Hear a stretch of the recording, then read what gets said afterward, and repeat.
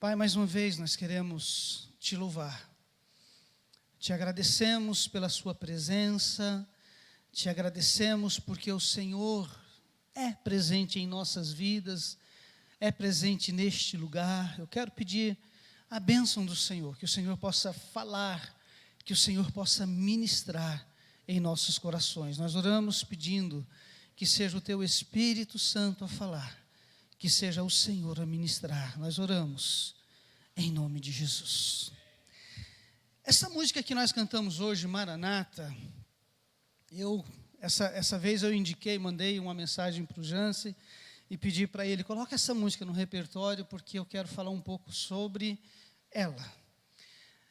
Não necessariamente vou pregar sobre a música, mas eu queria só fazer uma colocação. Quando a gente canta Maranata, vocês lembram o significado?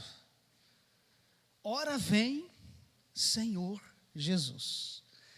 Quando a gente canta no final da música, vem Senhor, em outras palavras, nós estamos expressando esse desejo nosso, de que Jesus volte, amém? Então todas as vezes que nós falamos sobre a volta de Jesus, quando nós falamos sobre arrebatamento da igreja, quando nós usamos essa expressão Maranata, nós estamos falando o quê? Ora vem Senhor Jesus. E eu tenho certeza que você tem no seu coração esse desejo da volta do Senhor, amém? Quem gostaria de experimentar isso hoje? Amém? Querido, se Jesus voltar, é imensurável falar de céu. E a pregação dessa manhã, eu ia falar noite, dessa manhã, ela foi inspirada por uma conversa minha com um pastor amigo. A gente estava conversando e ele usou uma expressão, ele falou assim, Sival, as pessoas muitas vezes elas esquecem que o céu é melhor. Quando ele falou isso, veio como uma bomba.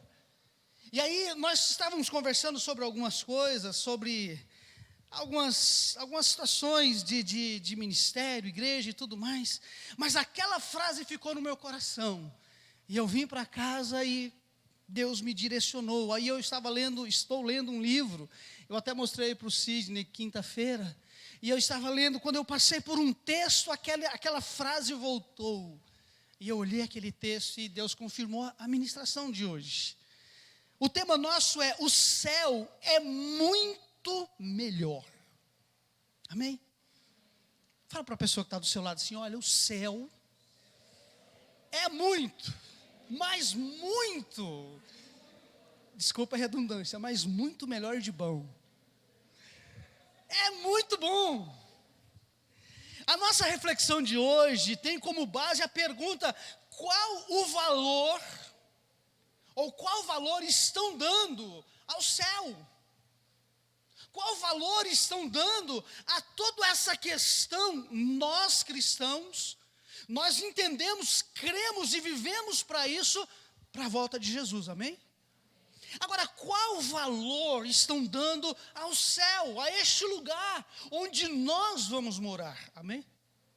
Qual valor estão dando? A grande verdade é que o mundo não está nem aí, não é verdade, queridos? O mundo não está nem aí. Estamos aí na vibe do Zeca Pagodinho lá, né? Deixa a vida me levar, a vida leva eu e vai levando. Não se preocupam com o dia de amanhã, não se preocupe com o após a morte, não se preocupam se vai ou não, se tem ou não céu, e o mundo está deixando a vida levar. Outra grande verdade é que tem muitos cristãos, muitos cristãos dentro da igreja também não estão nem aí. E aí vocês vão entender algumas questões quando eu começar a explorar um pouco mais. Às vezes as pessoas estão na igreja porque elas querem as bênçãos de Deus. Muitas pessoas às vezes vêm para a igreja porque elas querem um emprego, porque está desempregada, porque elas querem a cura de alguém, porque elas querem uma vida melhor, elas querem um monte de coisa, mas elas não querem mudar de vida. E para chegar no céu tem que mudar de vida. Agora, se o céu, ele é muito melhor, o que estamos fazendo para chegar lá? O mundo não tem considerado isso. Muitos cristãos, e eu espero que você não esteja entre eles, também não estão nem aí. Não estão considerando a seriedade do que Jesus falou, do que a Bíblia fala sobre a volta de Jesus, do que a Bíblia fala o que acontecerá após o arrebatamento da igreja ou após a morte. Muita gente não está nem aí. Não estão considerando que o céu é muito melhor e estão dando mais valor às coisas do mundo do que às coisas de Deus. E aqui, queridos, eu queria que você pensasse muito sobre isso. Porque muitas vezes, eu não estou dizendo que você deva deixar a vida, tá, queridos? Não é isso não, tá? Pelo contrário. Mas o que eu quero dizer é a importância que estamos dando, é o quanto nós estamos buscando, o quanto nós estamos almejando a volta de Jesus, o estar com Deus. Então vejam só, não estão considerando a seriedade que é, não estão considerando que Jesus está para voltar, amém? A volta de Jesus está para acontecer. Então vejam só, eu preciso considerar, eu preciso levar a sério e eu preciso me preparar. Não estão levando a sério muitas vezes a vida cristã. Muitas pessoas, muitas vezes, e aí não é o seu caso, amém? Muitas pessoas, às vezes, elas estão dando mais valor às coisas terrenas, aos tesouros terrenos, e não estão considerando que Jesus pode voltar a qualquer hora. E pode ser que, se você for um estudioso muito, muito aplicado, talvez você possa dizer assim, não, mas ainda vai levar uns tempos ainda. O arrebatamento não vai acontecer por agora, não. Tudo bem, eu vou respeitar. Eu tenho um amigo que defende que Jesus vai voltar lá para 2037. Não tem problema, eu vou respeitar a consideração, o estudo dele, etc. Não tem problema nenhum. Mas deixa eu te dizer algo. Jesus pode voltar em 2037, 38, menos, mais, não importa. A questão é, e a morte? Pode ser amanhã, pode ser hoje. Eu não estou te colocando medo, tá, queridos? Fique tranquilo, não é isso não. Mas eu quero que você entenda que temos que estar preparado. Porque se, como se diz o Cláudio Duarte, se a senha chegar, não tem jeito. Se a senha chegar e falar, olha, sei lá qual vai ser o seu número, é sua vez, vem para cá. Você não quer agora não, Lima? 2037, ou está perto, cara. Agora eu quero lembrá-los que Jesus está para voltar, amém? Creia, você ou eu, aceite ou não, acredite ou não, Jesus está para voltar, ponto. Agora, como eu disse, para muitos, os prazeres do mundo têm sido melhor. As coisas do mundo têm sido melhor. E aqui deixa eu fazer uma colocação que não está aqui na pauta. Muitas pessoas têm preferido, têm decidido pelos prazeres do mundo, sem medir as consequências depois. Muitas pessoas preferem, decidem ir para os prazeres do mundo, eu vou usar entre aspas, aproveitar a vida, não é isso? Só que elas esquecem das consequências. E existem consequências irreversíveis. Ok? Agora, o que eu preciso fazer? Eu preciso me alertar disso. Eu preciso estar alerta sobre isso. Agora, o que nós podemos ver na Bíblia a respeito da volta de Jesus? Vou pedir ao pessoal da mídia para me ajudar. Atos capítulo 1.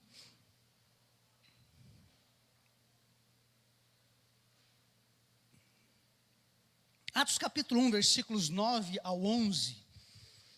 Diz assim: depois de ter falado isso, ele foi elevado ao céu e desapareceu numa nuvem, enquanto todos olhavam para ele. Deixa eu parar no versículo 9, só para você entender algo. Qual é o versículo 8? Quem lembra dele aí? Atos 1:8. Mas recebereis sobre vós o poder do Espírito Santo, e etc, e ser-me-eis testemunha. Jesus acaba de mostrar para nós o que devemos ser e como vai ser no poder do Espírito Santo, após Ele nos dar esta promessa, após Ele nos dar esta condição de poder que veio a acontecer, capítulo 2. Aí Jesus diz assim, o texto diz, o versículo 9 de novo: depois de ter falado isto, versículo 8, ele foi elevado ao céu e desapareceu numa nuvem, enquanto todos olhavam para ele.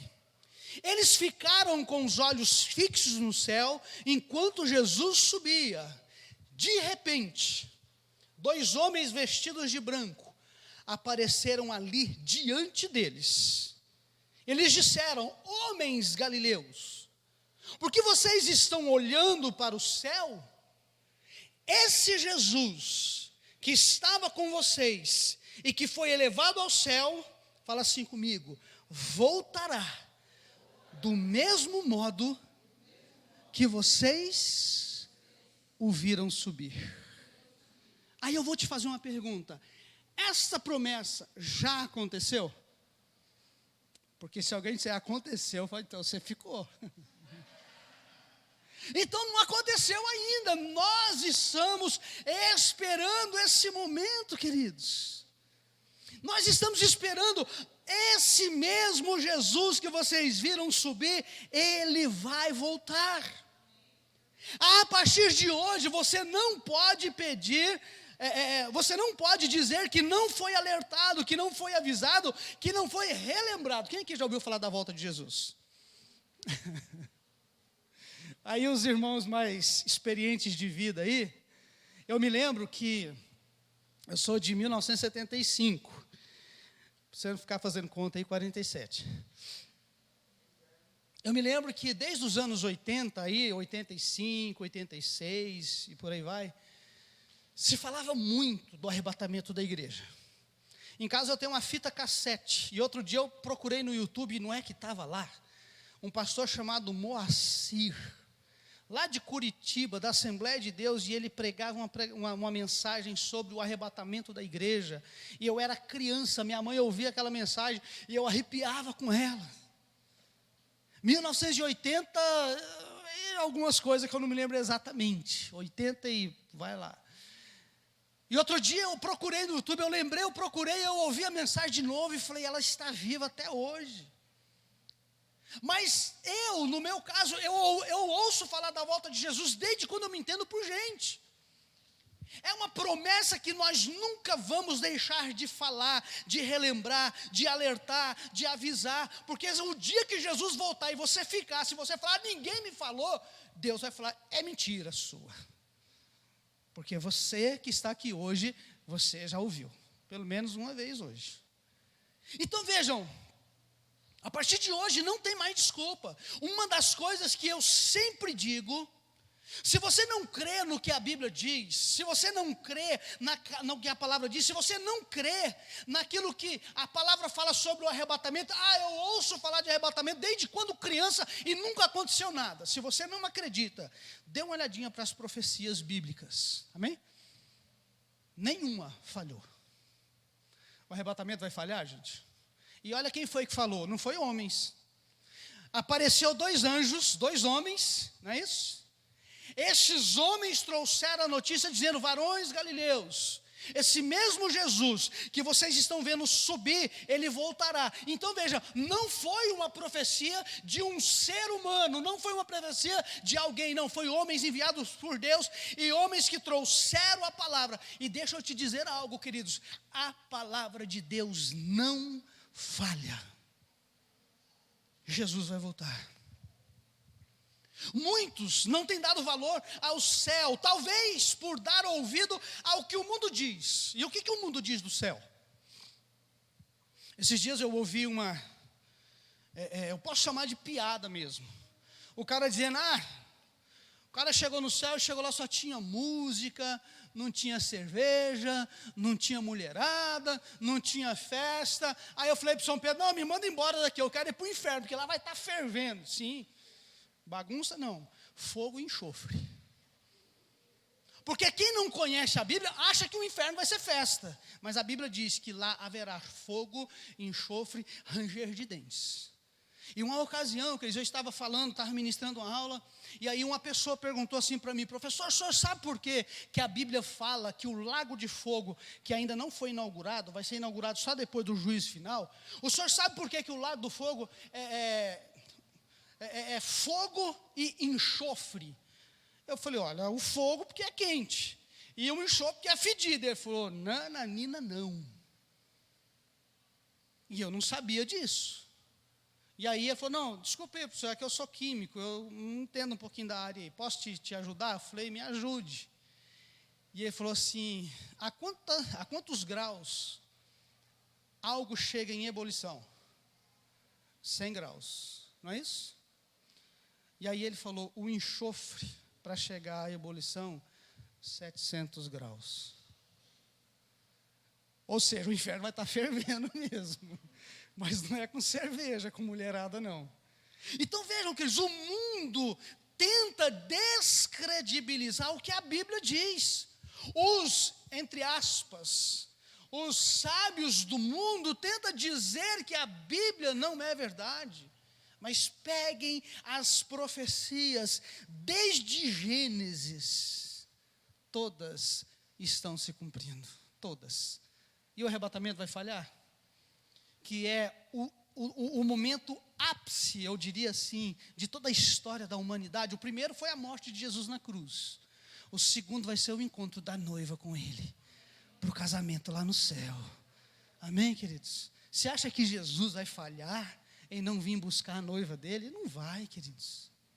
Então vejam só, há uma tentativa de descredibilizar. Por isso que devemos nos alimentar sempre da palavra e manter essa chama acesa em nossos corações.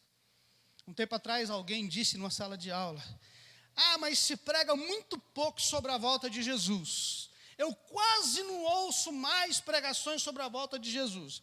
Obviamente eu estava em outra cidade e eu fiz uma brincadeira. Eu falei, muda lá para Cosmópolis, vai lá para a nossa igreja que você vai ouvir sempre. Porque nós falamos sim, queridos, sempre, sempre, sempre. Vez em quando, eu até repito pregações. Eu estava conversando com o Sidney quinta-feira e com o Machado, e eu estava falando para eles que às vezes Deus direciona a repetir pregações. Essa não é repetida não, tá, queridos? Mas de vez em quando Deus direciona. Para quê? Para te alertar, para nos levar a sempre estar com essa chama acesa em nossos corações. O foco hoje não é arrebatamento, amém? O foco hoje é o que é o céu. Porque se o céu é muito bom, então o que é lá? Vamos ver um pouquinho o que a Bíblia diz? Essa noite eu fiquei até as 2 da manhã, só buscando esses textos, avaliando, vendo versões diferentes. E eu queria que você acompanhasse comigo, muito embora nós preparamos para os slides ali. Na medida que eu falar, Felipe, você coloca, por favor, tá? O que é o céu? A primeira pergunta é, o que é o céu? Porque se é tão bom, se fala tanto de ir para lá, então eu preciso saber o que é lá, para ver se eu quero ir ou não. Aí no final você responde, pode ser? Deuteronômio capítulo 28, a parte A, apenas o foco, tá bom? Diz assim, ó, Deuteronômio 28, 12. Deus abrirá o céu, onde guarda as suas ricas bênçãos. Ele lhes dará chuvas no tempo certo, e assim abençoará o trabalho que vocês fizerem. Vocês emprestarão a muitas nações, porém não tomarão emprestado de ninguém. Muito embora aqui tenha uma promessa para quem está aqui na terra, mas a informação que eu quero que você pegue é da parte A. Deus abrirá o céu, onde as suas ricas bênçãos, onde as ricas bênçãos dele tem. Então o que tem no céu? Aí tem outros textos, eu não vou falar deles hoje, que as ruas serão de ouro. Queridos, eu não vou entrar nesses detalhes, porque eu queria que você entendesse, digamos assim, um macro, porque tem muitos textos que falam de céu, muitos, mas eu queria trazer alguns. Então vejam, a primeira pergunta, o que tem lá? Riquezas. E quando a gente fala de riqueza, quer dizer, não precisa pensar, eu não vou precisar de ouro lá no céu não, por quê? Eu não vou precisar de dinheiro para comprar carro, comprar casa, lá no céu não vai precisar de nada disso. Aqui nós podemos olhar as bênçãos espirituais, aquilo que Deus tem para nós. O céu é tão maravilhoso, e nós vamos ver depois, que Paulo vai usar uma expressão, posso brincar um pouquinho aqui? É infalável. Consegue entender isso? Paulo vai falar justamente isso. Isaías 26, versículo 21, a parte A. Essa eu vou ficar só com a parte A. Porque o Senhor Deus virá da sua morada no céu. Então vejam só. O lugar onde Deus mora, o céu. Aí eu vou fazer uma pergunta. Você gostaria de morar no mesmo lugar, junto com o Todo-Poderoso? Com o soberano, o Deus onipotente, onisciente, onipresente, toda a sabedoria, o Deus que tudo pode, ou seja, o céu é onde Deus mora, e onde Ele mora é onde nós vamos morar. Queridos, você vai ter vizinho chamado o Todo-Poderoso. O seu vizinho, ele é o Jeová Rafá, o Jeová Jiré. O seu vizinho é aquele que diz o eu sou, é aquele que está presente, aquele que é presente, aquele que pode todas as coisas. Você vai morar com Ele, você vai estar com Ele. O céu é o lugar onde Deus mora, e você vai para lá, amém? Isaías 63, 15. Ó Deus, olha para nós lá do céu, lá do lugar santo e glorioso onde moras. Onde está o teu poder e o teu cuidado por nós? Não retires de nós o teu amor e a tua compaixão. Olha que lindo isso, queridos. Ó Deus, olha para nós lá do céu, lá do lugar santo e glorioso onde moras. Então vamos lá. O que é um lugar santo e glorioso? Aí eu vou repetir a palavra, tá? É um lugar inefável, inefalável. O lugar onde Deus mora é um lugar santo, é um lugar glorioso, é um lugar de majestade. Aí aqui eu já preciso fazer uma aplicação, um detalhe. Onde Deus está, ou seja, este lugar santo, não pode ter pecado. Por isso, para morarmos com Ele, temos que abandonar o pecado. Amém? Temos que abandonar aquilo que eu disse no começo, muitas vezes os prazeres do mundo, e nos apegarmos a Deus. Hebreus 12, 14, essa não está no slide. Seguir a paz com todos, segue a paz com todos, e a santificação, sem a qual ninguém verás o Senhor. O que significa isso? Temos que buscar uma vida de santificação, para podermos morar no céu. Amém? Isaías 65, 17.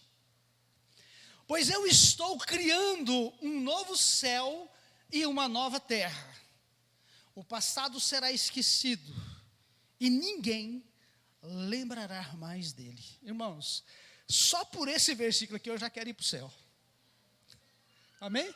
Vamos lá, ó. Pois eu estou criando um novo céu e uma nova terra. Eu vou só linkar esse versículo aqui com outro que nós vamos falar depois, João 14. Quando Jesus, ele vai trazer essa palavra para os discípulos, quando ele fala assim, não se turbe os vossos corações, credes em Deus, credes também em mim. Aí ele fala assim, na casa de meu pai há muitas moradas. Se não fosse assim, eu não vos teria dito, eu vou para o pai, e Jesus vai fazer o quê? Preparar, não é isso? Aí aqui o Isaías repete: pois eu estou criando um novo céu e uma nova terra. É um lugar, como nós já falamos, santo, glorioso, é um lugar maravilhoso. Aí a parte B do versículo 65, do capítulo 65, 17, diz assim, ó: o passado será esquecido. Deixa eu parar aqui. Tem coisas do seu passado que você gostaria de esquecer? Irmãos, infelizmente, todos nós, e aí eu estou falando de mim também, tá bom? Todos nós já cometemos erros, falhas, pecamos, e tem coisas na nossa vida que se a gente pudesse voltar lá atrás, a gente não faria. É ou não é verdade? Tem coisas que se eu pudesse, eu voltaria lá atrás e diria assim: opa, essa aqui eu não erro de novo não, estou fora. Não é assim. Só que a Bíblia está dizendo: o passado será esquecido. Queridos, hoje Deus não tira de nós a nossa lembrança, a nossa memória, amém? Tem muitas coisas que nós temos do passado, que nós fizemos errado, que está na nossa memória para a gente sempre lembrar: eu não vou errar de novo, não é isso? Mas se você esquecesse 100%, será que não ia errar de novo? Então veja, a Bíblia está dizendo: o passado será esquecido e ninguém lembrará mais dele. Irmãos, esse lugar onde Jesus está preparando para nós é um lugar de bênção. E deixa eu te dizer algo. Você já foi para um lugar e esteve lá um tempo, seja um dia, 2 dias, uma semana, um mês, não sei, e você olhou e falou assim: poxa, amanhã tem que voltar para a minha realidade? Já aconteceu isso com você? Para quem Deus, eu vou dizer assim, né? Para quem Deus já deu o privilégio de visitar alguns lugares, de passeio e tudo mais, sabe aqueles passeios que você faz, que às vezes você fica, eu vou trazer para o contexto do dia a dia, né? As irmãs aí não precisam lavar louça, não precisar fazer café, não precisar arrumar cama, não precisar levantar mais cedo, não precisar irmãos, eu faço uma coisa quando eu viajo de férias, e eu falo mesmo: eu tiro esse negócio aqui do braço. Eu tiro o celular não, o relógio. Outra coisa que eu não posso fazer, mas às vezes eu faço. Eu aviso o pessoal da diretoria: estou viajando, qualquer coisa aí, o Alexandre que eu diga, né? O Alexandre fala assim: pastor, toda vez que você viaja, eu preciso fazer um velório. Mas a equipe está crescendo, aí eu vou te ajudar. Deixa comigo.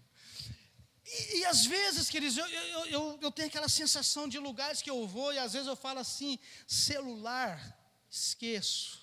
Só que eu não posso, por causa, às vezes, de possíveis situações que a gente também tem que ter esse cuidado. Mas sabe aquela sensação?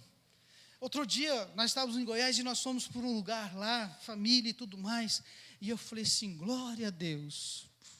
Só que aí passou, acho que foram 3 dias, eu até testemunhei isso aqui no culto da virada.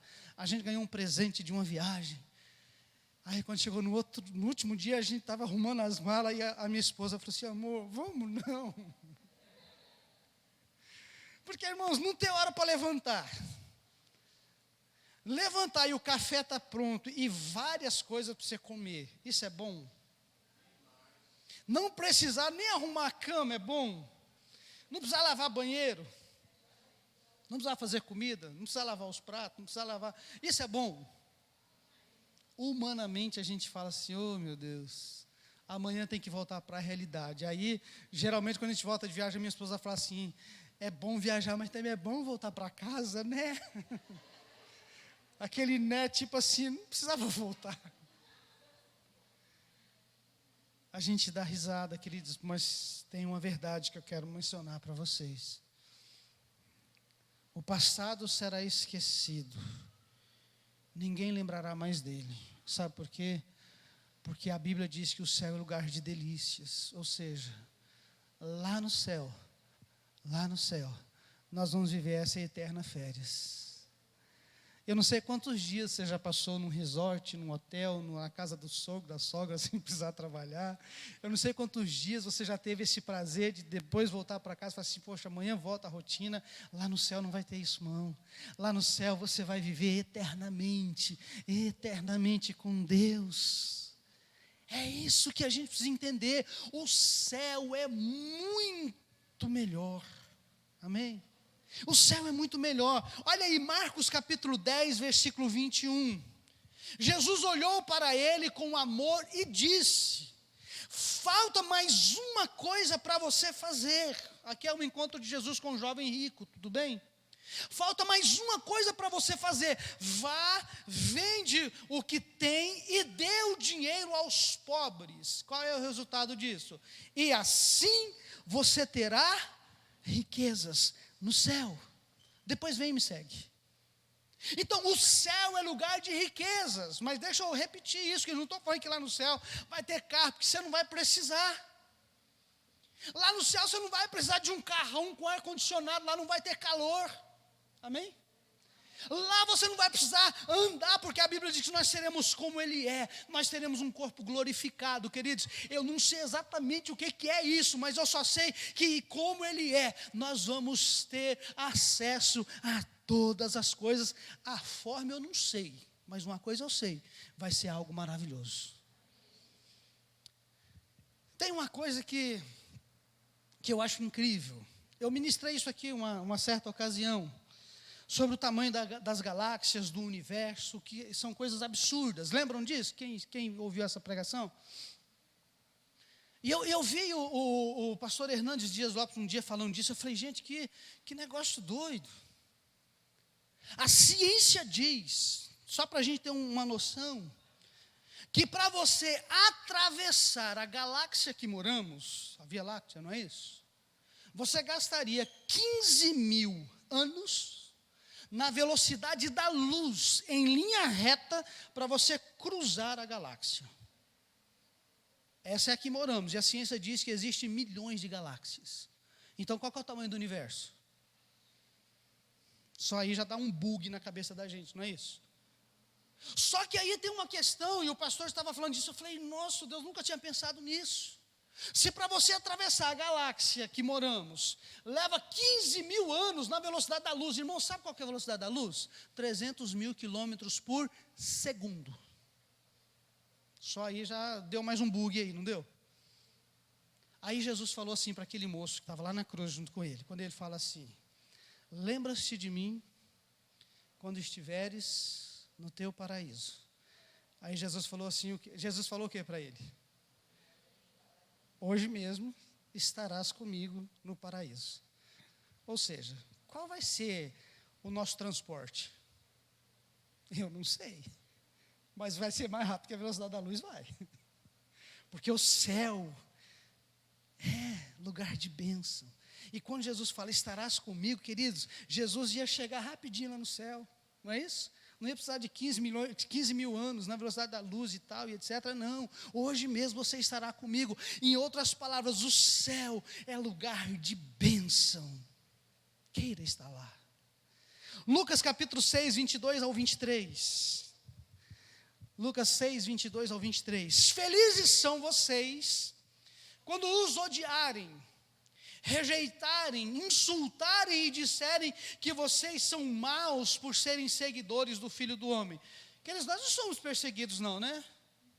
De vez em quando uma zombaria, uma criticazinha aí, crente, essas coisas. Nós não somos perseguidos não, mas Jesus estava alertando, ok?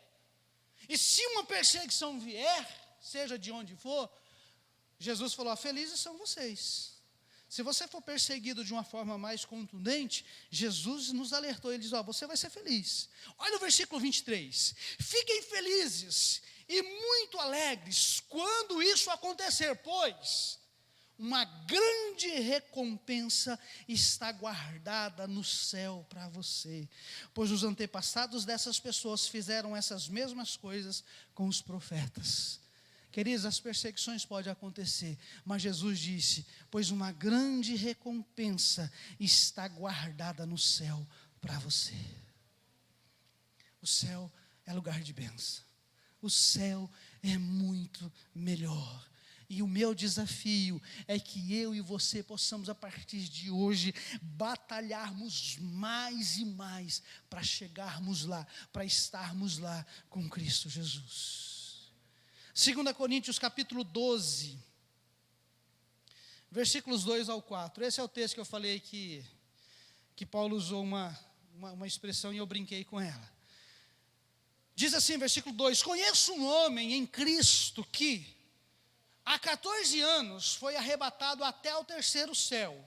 Se no corpo ou fora do corpo, não sei, Deus o sabe. E sei que o tal homem, se no corpo, fora do corpo, não sei, Deus o sabe, foi arrebatado ao paraíso e ouviu palavras inefáveis, as quais não é lícito ao homem referir. Esse versículo aqui, ele me chama a atenção de algumas coisas. Primeiro, vocês estão lendo a outra versão já, né? Calma aí, gente, calma aí. Olha aqui para mim.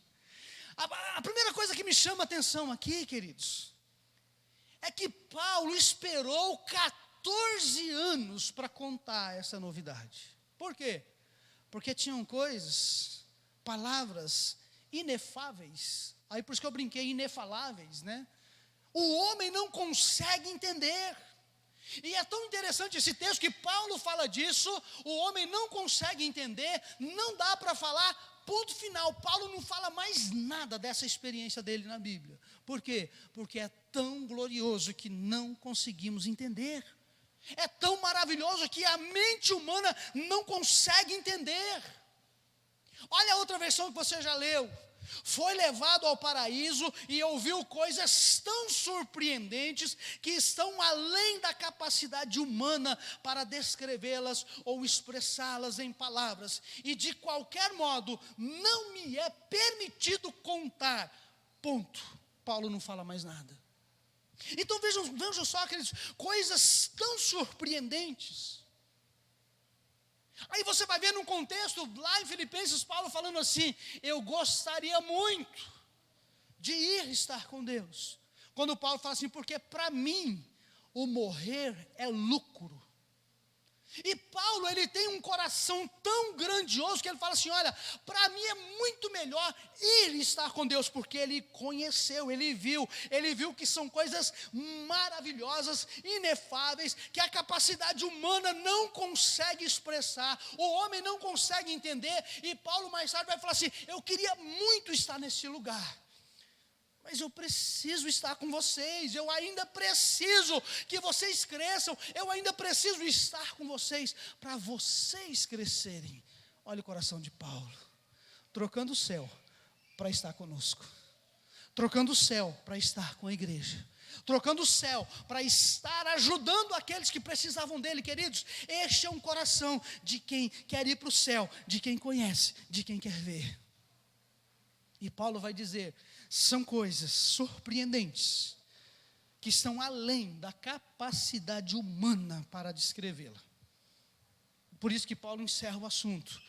Não me foi permitido contar, porque ninguém vai entender. Mas uma coisa eu sei, deve ser bom demais. Deve ser algo, irmãos, para ser algo, me permita usar essa expressão, inefalável, é porque deve ser bom demais. É algo glorioso, maravilhoso, como nós já vimos. Então veja, a Bíblia traz várias informações do que é o céu, para que a gente possa desejar, querer estar lá, porque o céu é muito melhor. 1 Pedro capítulo 1, versículo 4. Assim, esperamos possuir as ricas bênçãos que Deus guarda para o seu povo. Ele as guarda na onde? No céu. Onde elas não perdem o valor e não podem se estragar, nem ser destruída. Queridos, olha o que Pedro está dizendo. Ele as guarda lá no céu, onde elas não perdem valor. Queridos, as nossas bênçãos estão lá no céu.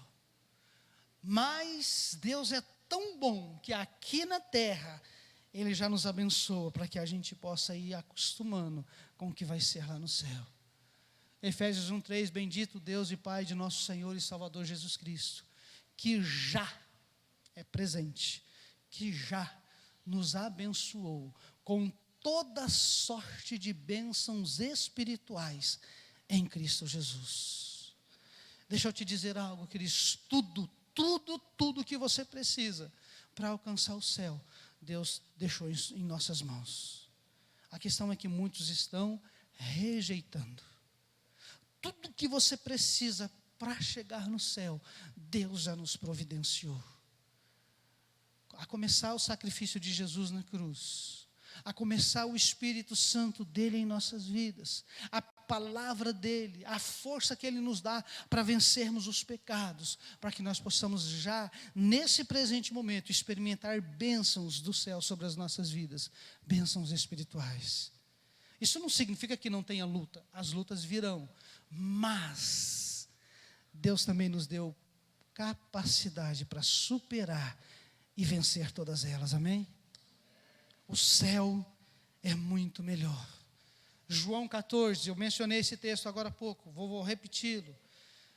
João 14, não se turbe o vosso coração, credes em Deus, credes também em mim, na casa de meu pai há muitas moradas. Se não fosse assim, eu vou teria dito, vou preparar-vos lugar. E quando eu for, Jesus foi, lembra que nós lemos o Atos capítulo 1? Esse mesmo homem que vocês viram subir, ou seja, e quando eu for, porque Jesus falou isso aqui lá atrás no ministério dele. Quando eu for e vos preparar lugar, virei outra vez, a promessa repetida, ok? E vos levarei para mim mesmo, para que onde eu estiver, estejais vós também. Deixa eu te dizer algo. Se por um acaso, você está brigado com alguém, e esse alguém também está pleiteando o céu, cuidado. Porque se você não se propor em consertar, pode ser que fique os dois. Amém? E se você não propor em consertar, mas a outra pessoa propôs, ela vai e você fica, ou vice-versa. Sabe por quê? Porque lá no céu não vai poder entrar pecado.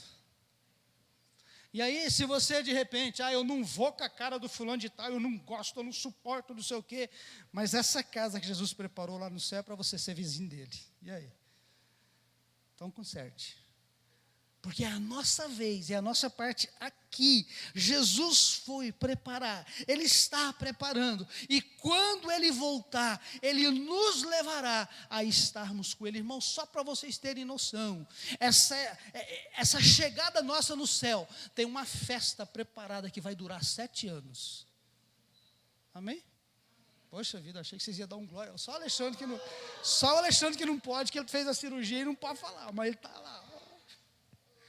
Queridos, uma festa, bodas do Cordeiro, 7 anos de festa. E enquanto tiver a festa lá no céu, aqui na terra é a tal da grande tribulação. Então se prepare. Só vai ter 2 lugares para você ir, ou lá ou aqui. Aqui vai ser a grande tribulação. Eu quero estar na festa, na bodas do Cordeiro. E lá é onde a Bíblia diz que vai ser distribuídos os galardões, as bênçãos que nós alcançamos em Deus. Então se prepare para que você possa estar com Ele. De fato, o céu é muito melhor. Mas, no entanto, porém, conhece essa brincadeira? 2 Pedro capítulo 3, versículo 13. Hoje nós estamos lendo bastante Bíblia, né? 2 Pedro 3, 13.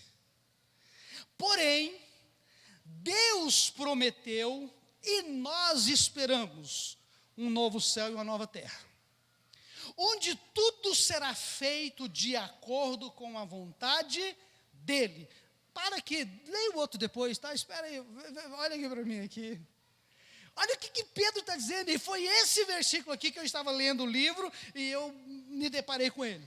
E eu já tinha a mensagem no coração, falei, fechou.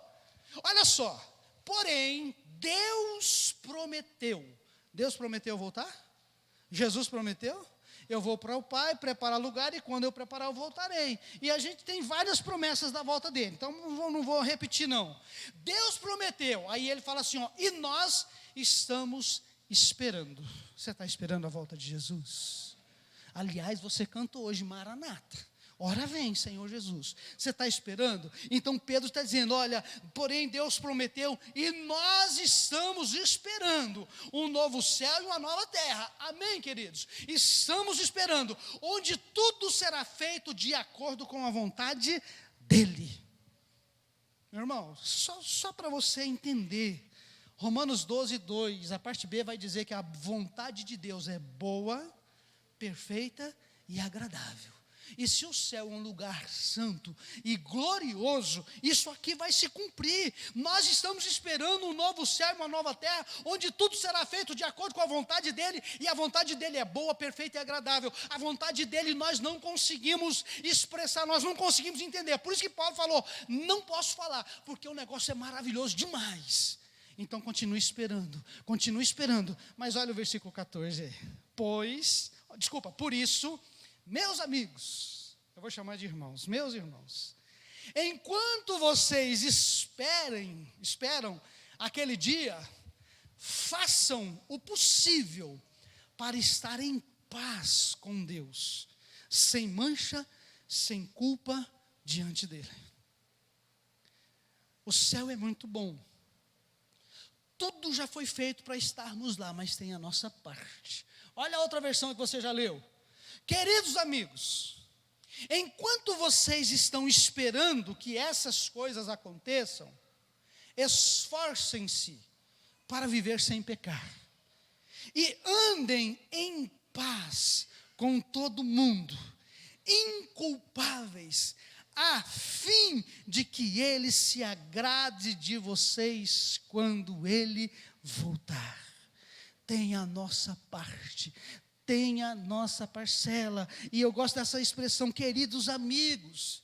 E o que ele quer dizer? Enquanto estamos esperando, esforcem-se. Esforça, queridos. A Bíblia vai dizer que o reino, ele é tomado à força. Temos que nos esforçar. O pecado bate à nossa porta todos os dias. Mas eu prefiro dizer, não. Quando o pecado vem, eu digo, eu escolho Deus, não é isso?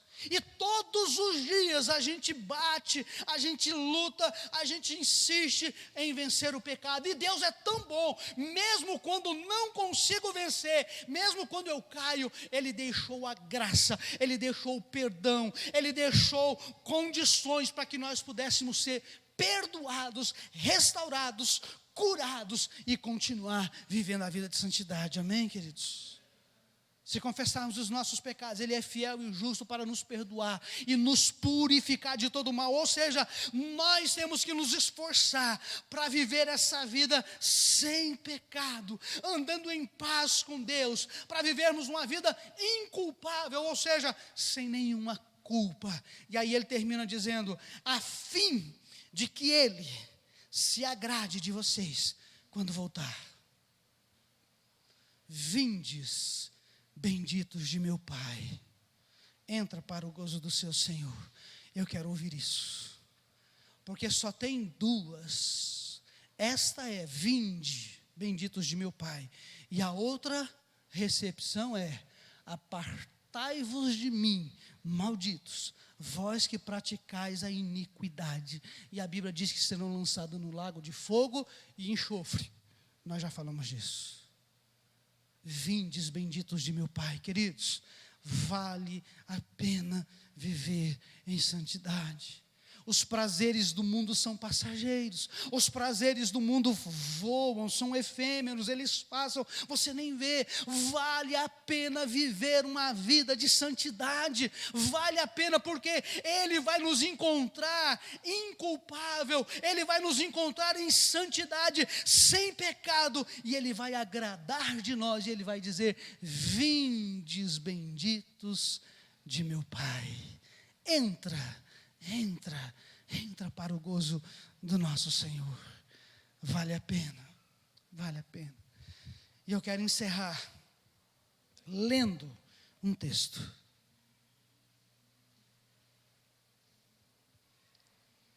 Apocalipse, capítulo 7, versículos 9 ao 17.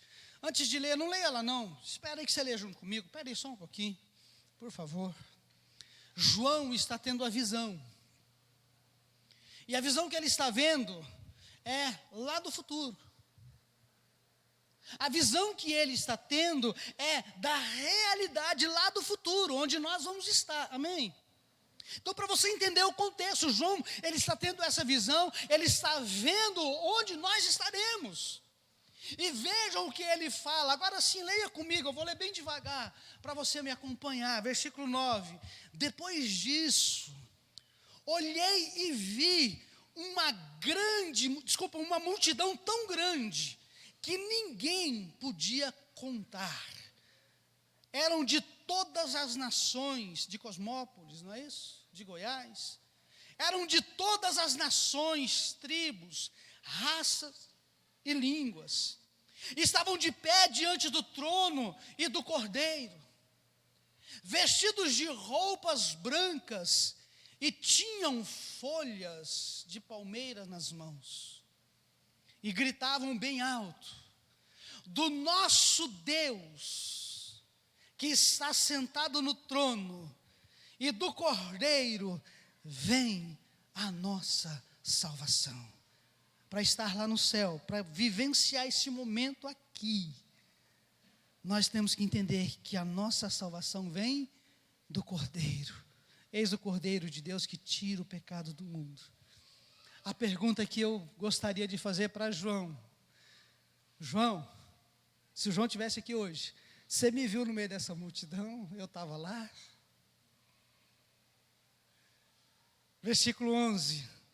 Todos os anjos estavam de pé em volta do trono, dos líderes e dos 4 seres vivos. Então eles se jogaram diante do trono, encostaram o rosto no chão e adoraram a Deus, dizendo: amém. Ao nosso Deus pertencem para todo sempre o louvor, a glória, a sabedoria, a gratidão, a honra, o poder e a força. Amém.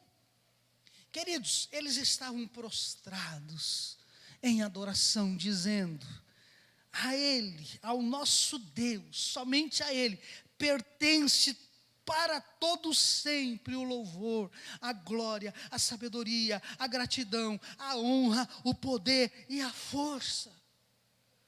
Versículo 13.